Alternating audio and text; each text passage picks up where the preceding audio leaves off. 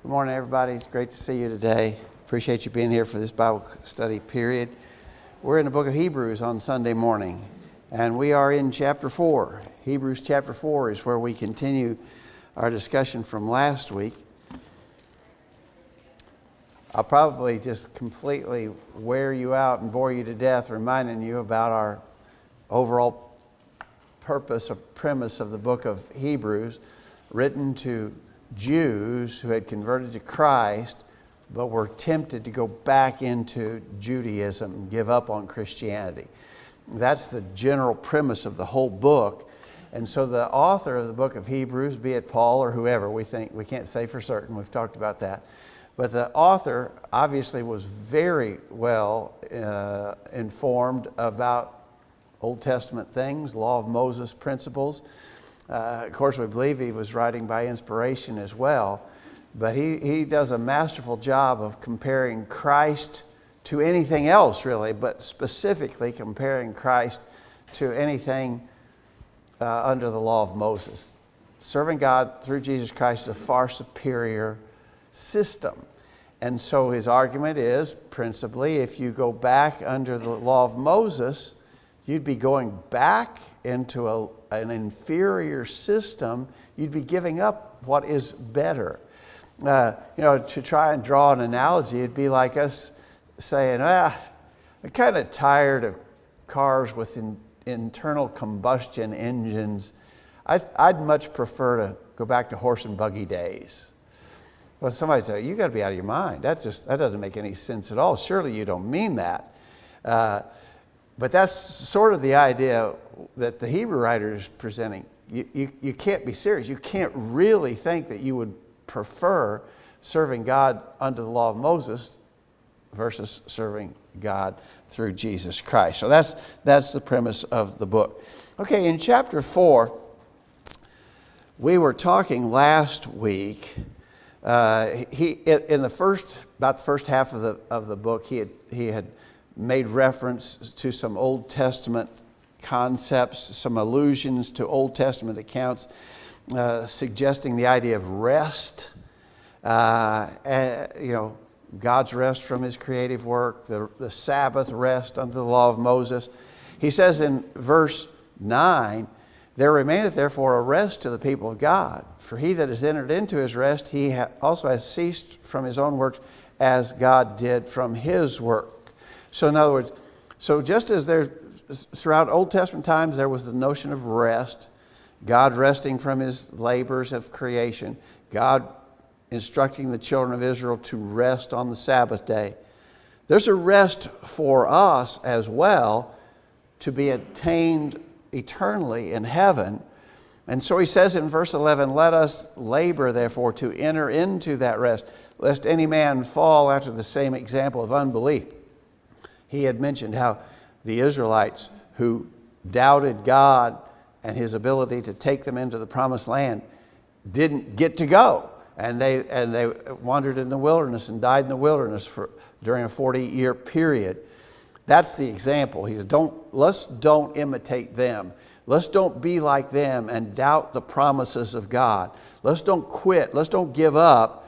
We need to keep working. Let us labor, therefore, to enter into that rest, lest any man fall after the same example of unbelief. Last week we talked about verse 12. For the word of God is quick and powerful, sharper than any two-edged sword, piercing even to the dividing of the asunder of soul and spirit and joints and marrow, and is a discerner of the thoughts and intents of the heart. Neither is there any creature that's not manifest in his sight, but all things are naked and open to the eyes of him with whom we have to do. I really think that he injects the thoughts of verses 12 and 13 to remind them that God knows what you're thinking and God is aware. If you're lacking in faith, if you're doubting his promises, if you are tempted to go back, God knows your heart. And there's nothing that he is not aware of. So I think that's the vein in which he makes that observation. Of course, it's a true and general observation in regards to all things. And very often we use verse 13 just sort of a standalone verse All things are naked and open to the eyes of him with whom we have to do. You're not keeping anything hidden from God. And so to these Jews tempted to go back under Judaism, he's saying, God knows your heart, man. Be aware, God knows what's in your heart. We're not under that same temptation, but we need to be aware that anytime we're tempted to be unfaithful, God is aware. Nothing is hidden from his sight. Monty? Verse 11, at the end of it, King James there used the same example of unbelief. The New King James used the same example of disobedience. Sometimes those that would believe that you can't fall away would say, well, they never believed to begin with, that they might stand on that. But if you go maybe with a more modern translation that uses the word disobedience, it's not got to do with unbelief. It's got to do with you maybe quit believing, or you fall on the way here, you become disobedient. So I think that was something. Well, it's kind of interesting. Those two things are actually, I guess you could say those two things are clearly linked here in concept. Unbelief and disobedience are synonymous effectively in that verse. Okay, good point. Tom, did you have the? Thought, the children of Israel, when they came out of Egypt, they had all these signs and wonders. They had to know God was leading them. Here, these people evidently were, had seen spiritual gifts and seen, miraculous gifts given to people and things. So they had some of the same evidences presented to them, and here they're doing the same thing as the Israelites do. Yeah. They're turning and going back. The Israelites wanted to go back to Egypt because they were comfortable in that thing. They didn't have to work for what they supposedly did for God. They were enslaved, but we were provided leeks and onions and all kinds of stuff. Well, they didn't remember that they were taskmasters, and they didn't really own anything. It wasn't really theirs, that they were serving Pharaoh. Here these Jewish Christians here are going through, Jesus and the apostles all talk about working for that rest that's coming through. You don't really have that. You've got to work towards it to receive it. People that are lazy and not doing anything, they don't need a rest. They're resting all the time. That's right. If you're not working, you don't need to rest. Really, a lot of the things that we are seeing here in Hebrews, and I think Bob brought this out a couple weeks ago, a lot of things argue against the idea of once saved, always saved. Verse 11 argues against once saved, always saved. Let us labor, therefore, to enter into that rest, lest any man fall after the same example of unbelief or disobedience, as Monty mentioned. If you can't, so why do we need to labor to enter into that rest? We've already got it. If we're once saved, always saved. We couldn't fall if we're once saved, always saved, but that verse says you can fall. And so there's a lot of concepts here in Hebrews that would strongly argue against the false doctrine of once saved, always saved. All right. So again, God knows our hearts. There's no, Alex, do you have the? Just a small thing. Not just that we can fall, but we have to be careful and do something so that we don't. So it's in our control as well. Good, exactly right. All right, verses 4. Let's read to the end of chapter 14. Verse 14. Chapter 4, Hebrews, verse 14. Seeing then that we have a great high priest that is passed into the heavens, Jesus the Son of God, let us hold fast our profession. For we have not an high priest which cannot be touched with the feeling of our infirmities, but was in all points tempted like as we are, yet without sin. Let us therefore come boldly into the throne of grace, that we may obtain mercy and find grace to help in time of need. All right, he had introduced the idea of Jesus as high priest back in chapter 3, verse 1. He said, wherefore, holy brethren, partakers of the heavenly calling, consider the apostle and high priest of our profession, Christ Jesus. So he introduced that there. He makes reference to it again here. He's going to, beginning in chapter 5, he's going to really develop the notion of the high priesthood of Jesus. So hang on to that thought, and we're going to see it develop more thoroughly in the ensuing text. So we have a great high priest. He's passed into the heavens, identified exactly as Jesus, the Son of God. seeing that we have such a high priest, let us hold fast our profession. Okay, so and again, he's going to develop this notion way more completely. But the idea is we have a superior high priest. He's going to contrast the priesthood of Jesus to the priesthood under the law of Moses. We have a superior high priest. Now again, he's posing arguments as to why this is a better system. Seeing then, or in other words, think about this, draw the conclusion, since we have such a great high priest that has passed into the heavens, Jesus the Son of God, let us hold fast our profession. For we have not a high priest which cannot be touched with the feeling of our infirmities, but was in all points tempted like as we are, yet without sin. Verse 15 there is such an important verse. And it should serve as a tremendous comfort to us to know that Jesus, our high priest, again, the Jews would have really pictured this. We need to picture the high priest is the one who was, under the Old Testament system, was the intermediary with God. The high priest is the one who went into the most holy place once a year on the Day of Atonement to offer sacrifices for himself and for the people. The most holy place was representative of the very presence of God. And only the high priest could go there. He could only go there once a year. Very limited access to the presence of God under the Old Testament system.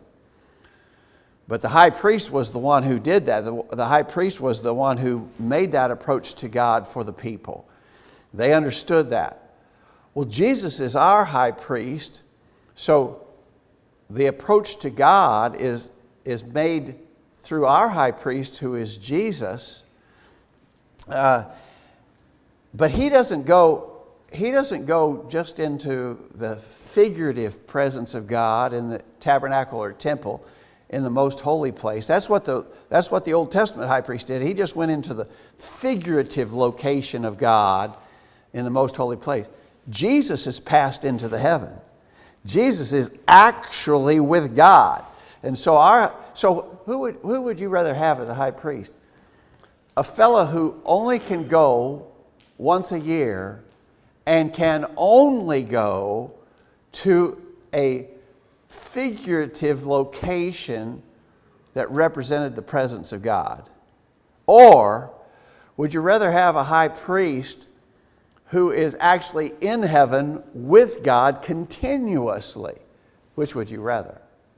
I think the answer is obvious, right? But that's the contrast that he's drawing here. Monty? Also in that, you've got the idea that this earthly high priest was a sinful man, not significantly better or different than me. He just had a different job. And so he was going to that figurative place. But we've got a sinless, not just a man, but the Son of God himself. In effect, God the Son, Father, Son, the Holy Ghost. We've got the presence of God with the Father to be our intermediary. We don't have to go through a man, a sinful, frail human man anymore. We're going through the Son himself. Exactly right. And he mentions there in verse 15 that tempted in all points like as we are, yet without sin. He's a sinless high priest, as Monty was suggesting. He's also going to build on that more in the next chapter also, the Mosaic high priest had to offer sacrifices for themselves because they were also sinful men. Jesus didn't have to do that. Jesus was perfect and sinless. Verse 15, I think, is such a comfort to know that Jesus, our high priest, is totally familiar. What problem are you dealing with? What temptation are you battling through right now? What is the particular thing that's troubling you? Jesus senses that because he was here. He lived among men. He lived as a man. The common expression in recent years is the expression, been there, done that. And very literally, Jesus been here, he's done that. And so he can serve very perfectly as our high priest, our intermediary to God, because he has lived as we live. He knows the temptations that we face. Now, he didn't succumb to any of those temptations. He was tempted in all points like as we are, yet without sin. He didn't fall to any of those temptations, but he experienced the temptations we've had. He knows what we're dealing with, makes him a very capable high priest. Dale? He come from God, so when he come from heaven before, so he knows God, and he knows him in a better way than, say Moses or Aaron. He knows what God expects. So he knows God perfectly, and now he knows us perfectly, having lived as we live. He's the perfect intermediary. So he's been both sides. Yeah, exactly right. Exactly right. Got a question for you, though. Challenging thought. He was in all points tempted like as we are. Yeah, with us. Now, wait a minute. There's some things that Jesus did. Jesus never was a husband. He never had the temptations of, he never was a father. So he didn't have the temptations, the trials, some of the difficulties that we sometimes face in our family lives, right? He never worked a corporate job. How would he know the temptations of living in the corporate world and having to deal with the temptations that come in the business dealings that we have? He never owned a business. How could he? How is he tempted like we're tempted if we're a business owner or something? Tom? He had access as the Son of God, and he could have anything that he wanted. He's walking around here with these 12 apostles, and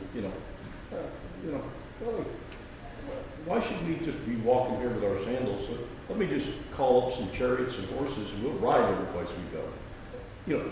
That having, that ability and not exercising it takes a lot of control in things. A lot of times our corporate executives are in that situation where they have access to that, and then they want more, and they abuse it. We hear about embezzlement, misappropriation of funds, and all this stuff. Jesus had the ability to do all that while he was here on earth, in a lot of different ways. When we look at his temptation, and then we read over there in 1 John about, what temptation. All those things fall into every temptation. Lust of the flesh, pride of life, and the lust of the eyes. They're all there. And they embedded themselves in almost everything that we have that causes us to sin. Okay. John? I was going to say, all temptation boils down to three categories: lust of the flesh, lust of the eyes, pride of life.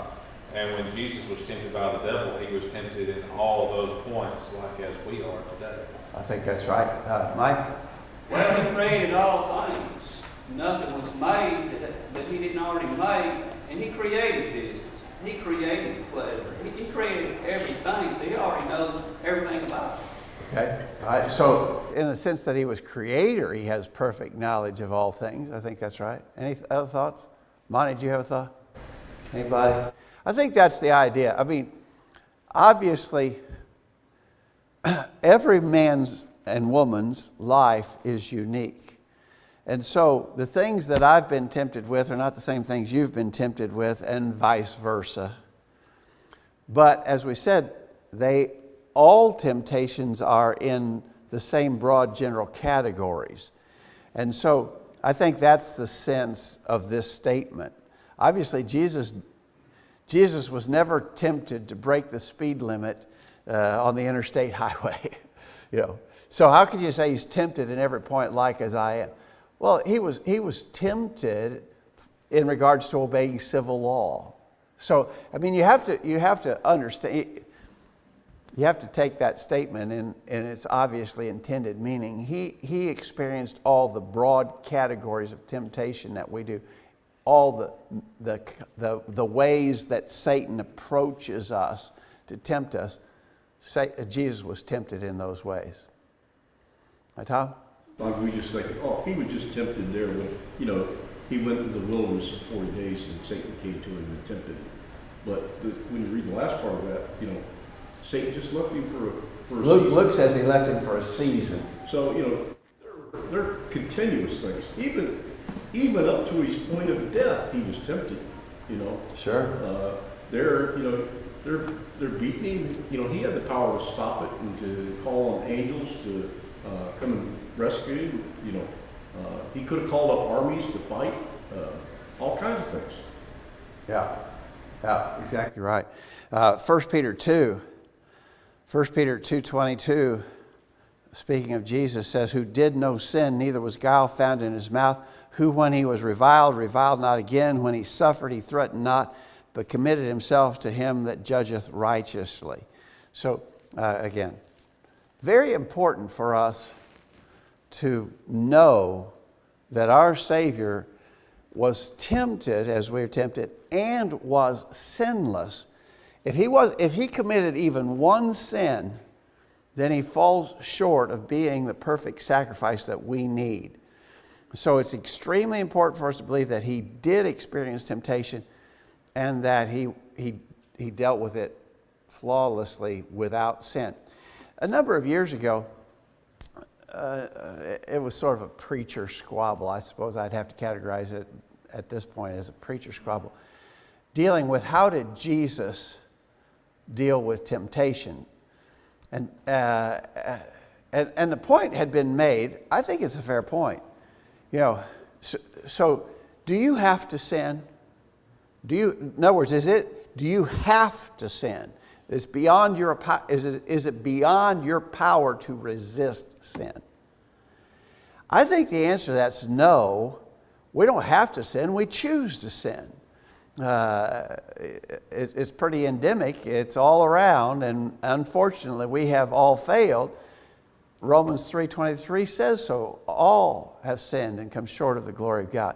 But that's not because we have to. It's because we choose to. So when this thing was being debated, there was some reference to the life of Jesus. And the point was made, Jesus proves that man can live without sin.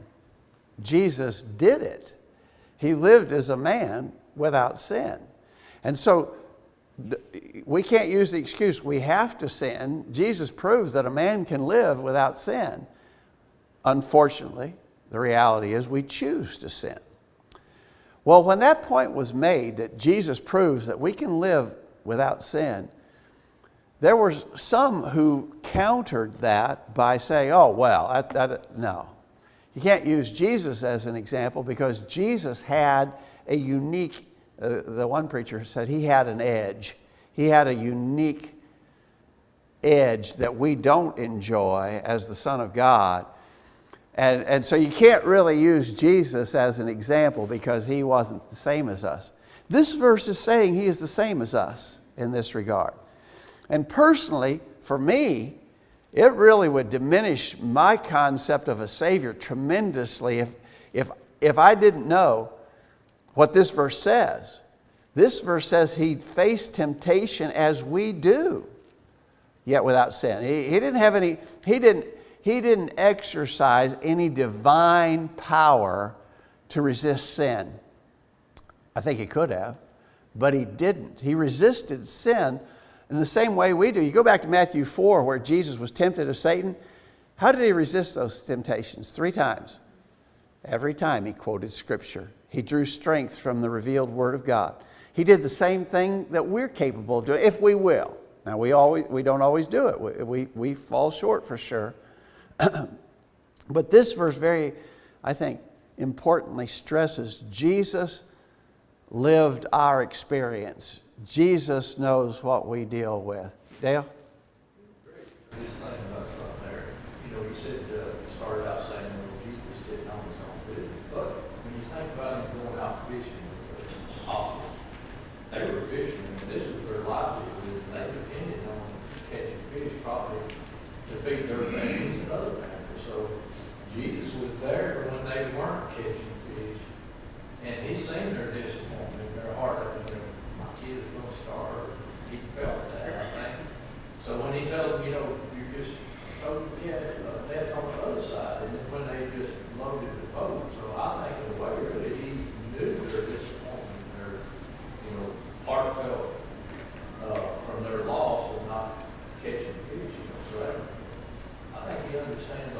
he definitely understands. Right, right. Alex? As far as us having the ability to not sin, I think we can consider Enoch, who God took up with him. We also have a passage in 2 Peter 1 that says, if we do these things, we will never stumble. And that is very difficult. And we all fail at that, but I still think it's possible. Yeah. I think we have to hold out that it is possible. Jesus, again, this text says Jesus proves it. Now, again, none of us here are proving sinless or claiming sinless perfection like Jesus had, but Jesus stands as the ultimate example of a man living without sin. It can be done. We choose not to, but it can be done. But again, really, really important for us to know that Jesus was tempted as we are. That qualifies him. And again, this concept is going to be really embellished as we go forward. But that notion makes him a perfect intermediary, our perfect high priest, the go-between us and the Father. So let's say we have a high priest and he goes before the Father and says, well, Father, I'm sad to say old Greg has done this stupid thing again. I just don't understand him. He is just so weak and miserable. But I got to tell you, he did it again, and I'm coming to you on his behalf. But I don't understand what a crazy, weak person he is. But anyway, I'm here, and I have a job to do on his behalf. But I got to tell you, I don't really understand him, but I'm here on his behalf. That doesn't work, does it? We have a perfect high priest who can go to the Father as our intermediary, as our high priest, who knows us, who knows what we experience. And he's going to keep building on the fact that this perfected him to be our high priest. Okay, since that's so, and I really love verse 16 too. Since that is so, we have this perfect high priest. Let us therefore come boldly unto the throne of grace, that we may obtain mercy and find grace to help in time of need.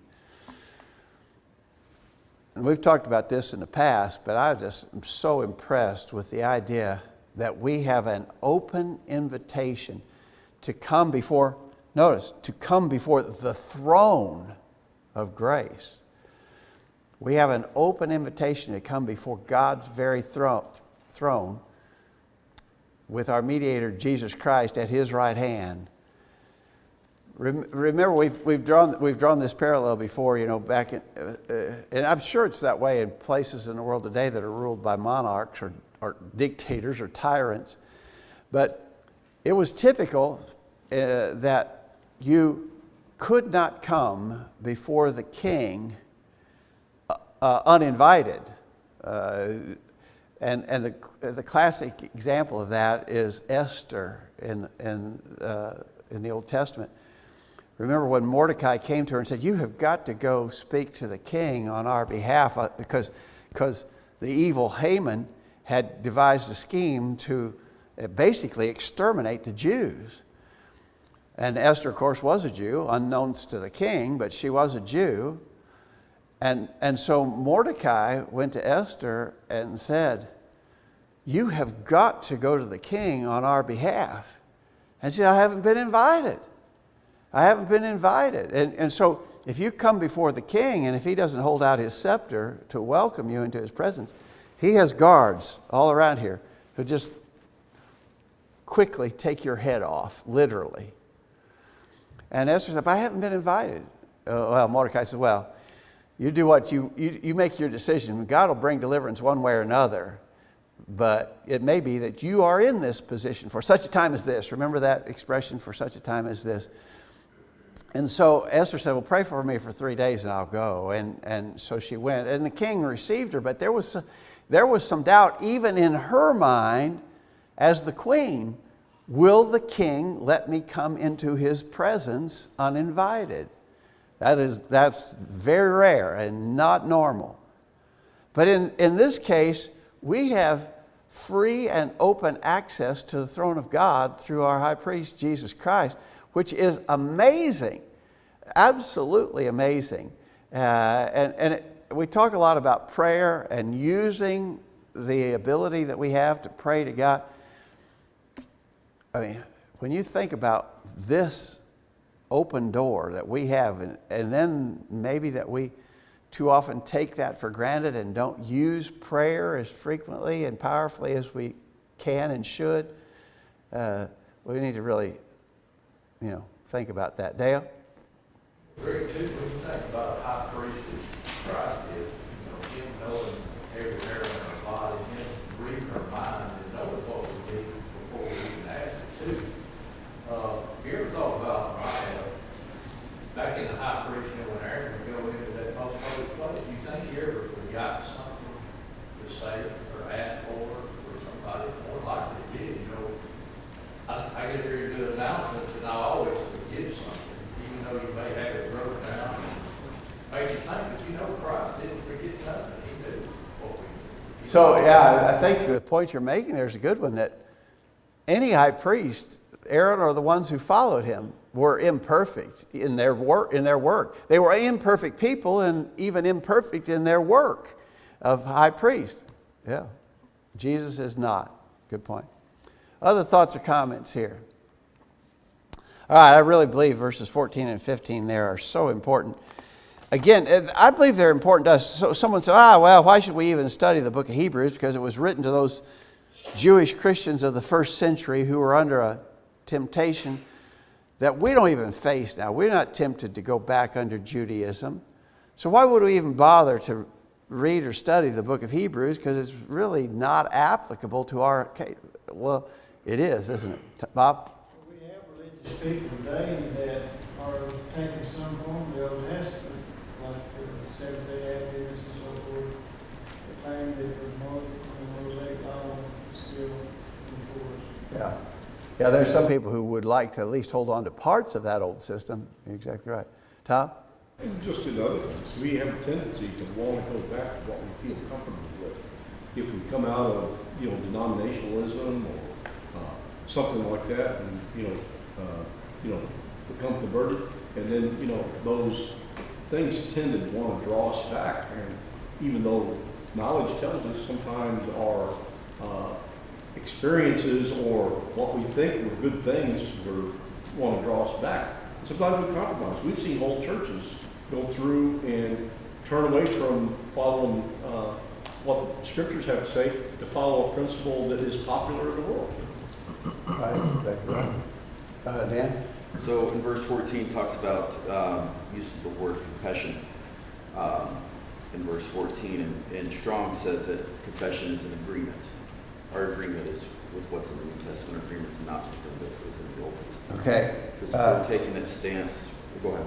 No, go ahead. If we're taking that stance, then, if we're looking back to the Old Testament as our form of agreement, then, we need to take everything that is from the Old Testament, not just pick and choose. Okay. Yeah, if you're going to take part of it, you got to take it all. Exactly right. But we, again, we got to hold fast our profession. We made an agreement. We made a commitment. We professed that we loved God and believed in His Son, Jesus Christ, and would live for Him. You professed that. Now you need to hold on to that. You need to live up to what you said you were going to do. I really think that idea, when you became a Christian, you made a commitment and a promise of profession to God. If you don't carry through, you're breaking your promise to God. I don't think that's a very good situation to be in. I don't. If someone breaks a promise to me personally, I don't like that. If we break a promise to God, do you think He's going to be pleased with us? Really important thought. All right, let's move into chapter 5, and he's going to really work on this notion of high priest. We've had it sort of dribbled out in bits and pieces thus far in the book of Hebrews. Now he's going to really jump into this argument of priesthood and the superior priesthood of Jesus a lot. So he starts out chapter 5, verse 1. For every high priest taken from among men is ordained for men in things pertaining to God, that he may offer both gifts and sacrifices for sin, who can have compassion on the ignorant and on them that are out of the way, for that he himself also is compassed with infirmity.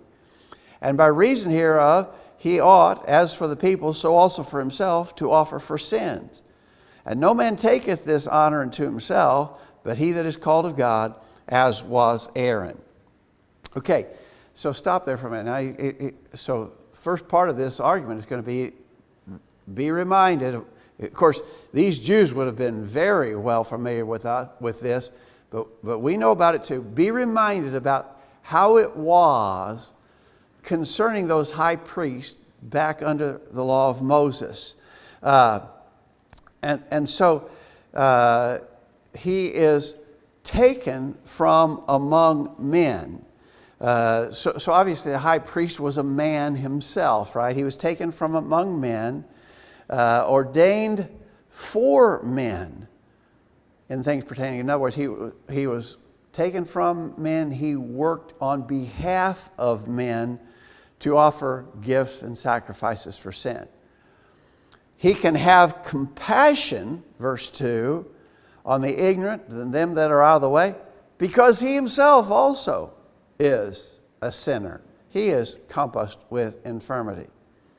For that reason, he can offer, he should offer not only for the sins of the people, but also for himself. That's one of the unique things about the Old Testament priest versus Jesus, was they were sinners themselves. And so when they made sacrifices, they weren't just sacrificing the gifts for the sins of others, but they also have to make sacrifices for their own sins. No man taketh this honor on himself. In other words, a guy couldn't come along and say, I'm going to be high priest this year. It wasn't a political election. You couldn't say, I'm throwing my hat in the ring. I want to be considered for the upcoming high priesthood. Please think about me as your next high priest. Could I have your vote?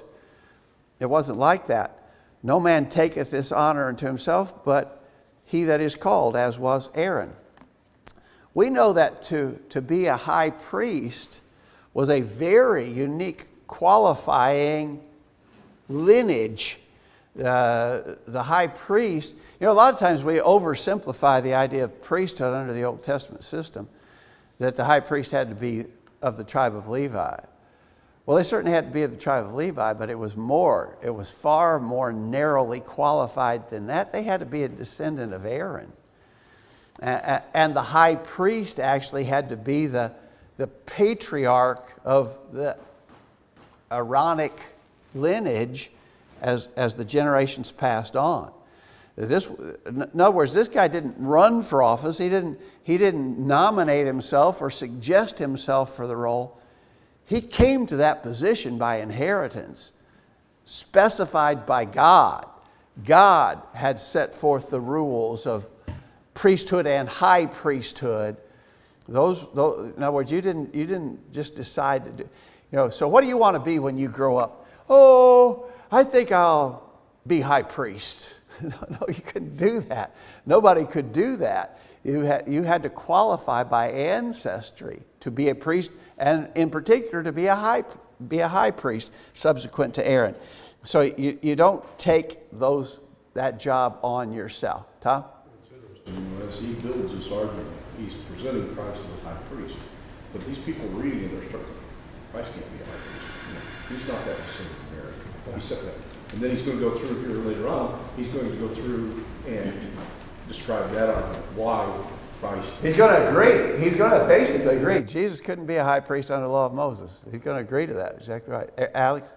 Yeah, and also when you consider the rebellion of Korah, number 16, when someone, even though from the tribe of Levi, but not from the descendant of the family of Aaron, not from the lineage of Aaron, tried to take on that high priesthood, they conspired against Moses and Aaron, and it said that they conspired against the Lord. They weren't accepting his authority and his instruction, and that's kind of in the whole context of Hebrews 3, where it says they fell in the wilderness due to this disobedience. Yeah. So that's a great passage to connect with all of this as well. I think you're exactly right. Number 16, the rebellion of Korah, because Korah basically says, hey, listen, I can do this job as good as you can, Moses and Aaron.